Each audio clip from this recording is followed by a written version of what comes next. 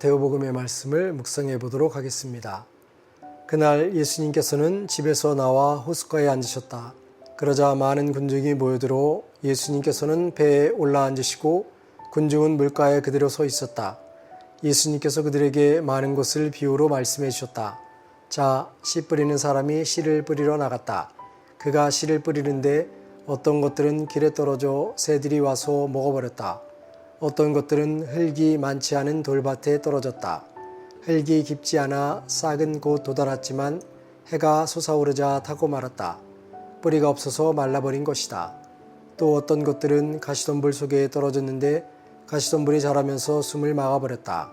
그러나 어떤 것들은 좋은 땅에 떨어져 열매를 맺었는데 어떤 것은 100배, 어떤 것은 60배, 어떤 것은 30배가 되었다. 귀 있는 사람은 들어라.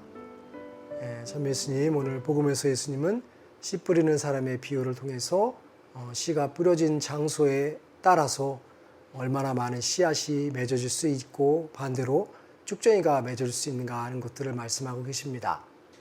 근데 재밌는 사실은 어떤 것은 좋은 땅에 떨어져서 100배, 60배, 30배의 수확을 얻게 된다는 말씀을 하고 계시죠.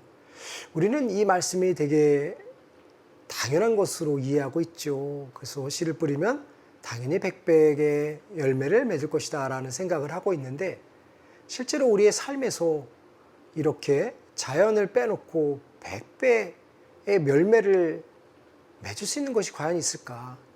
우리가 투자를 해서 자기가 투자한 원금의 2배만 번다 하더라도 엄청난 일이고 놀라운 기적이라고 생각을 하는데 자연에서 100배를 맺는 것은 되게 당연한 것을 생각하는 것도 우리가 어찌 보면 하느님으로부터 너무 많은 것을 받고 있고 하지만 그 받고 있는 것을 지극히 당연한 것으로 나의 권리로 생각하고 있는 것은 아닌가 하는 생각을 하게 되지요.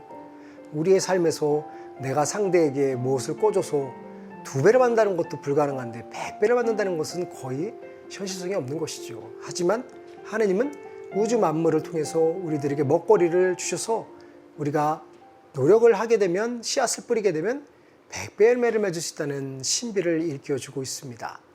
그러기에 우리들의 작은 노력들은 결코 작은 것은 아니죠. 우리들이 하느님을 향해서 이웃을 향해서 마음을 열면 우리가 여는 그것에 100배도 얻을 수 있다는 놀라운 신비가 이루어질 수 있다는 것을 예수님께서는 일깨워주고 있습니다.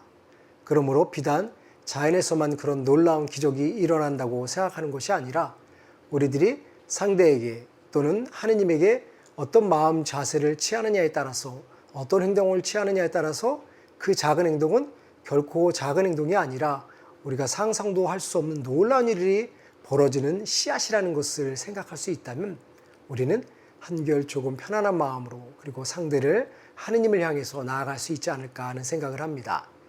이러한 놀라운 기적은 물론 하느님께서 해주시는 것이지만 우리가 그 열매를 맺기 위해서 씨를 뿌려야 되고 그 좋은 밭을 가꾸기 위한 노력들이 필요한 것처럼 우리들이 주님으로부터 받은 그 소중한 씨앗을 조금이나마 잘 가꾸려고 노력만 한다면 실로 놀라운 신비가 이루어질 것입니다.